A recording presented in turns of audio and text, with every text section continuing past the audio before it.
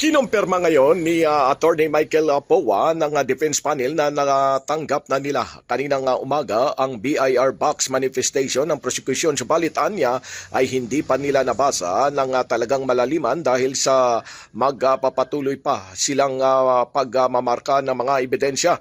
Ayon kay Attorney Powa, naantayin na lang ang kanilang formal na tugon kung saan ay mayroong 4 na manifestation ang prosecution. Na unang manifestation ay gumamit ng Filipino o English languages para mas malinaw at mas maintindihan ng publiko. Pangalawa ay dapat humihingi sila ng isang public at private prosecutors na pwedeng magpresenta ng isang testigo. Pangatlo ay tungkol naman sa reciprocal trade day disclosure rule, at least 3 araw umano bago ang presentasyon ng particular na witness o testigo ay ipapaalam nila sa depensa, at ang pang-apat ay pagbubukas ng BIR box. Paliwanag pa ni Attorney Powa na sa ngayon ay hindi muna siya magbibigay ng buong detalye dahil kinakailangan anyang antayin na lamang ang kanilang formal na tugon dito. Sir, nakita niyo na ba yung manifestation ng prosecution regarding the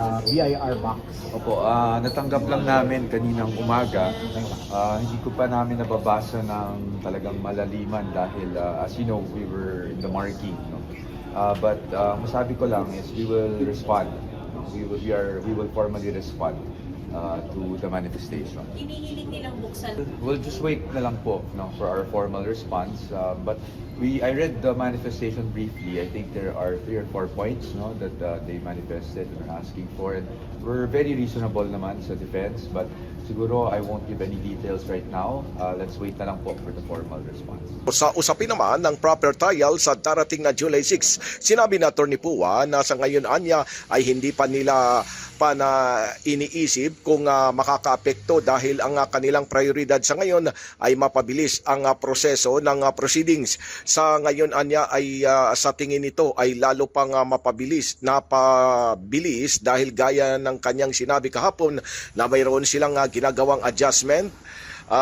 Ibig sabihin anya, ang Article 2 ay 2 na ang marking station nila o 2 grupo na ang pagmamarka ng mga sangkaterbang dokumento. Pilipinas, mula sa Senado, Silvestre Rambulabay, Radyo Kayumanggi.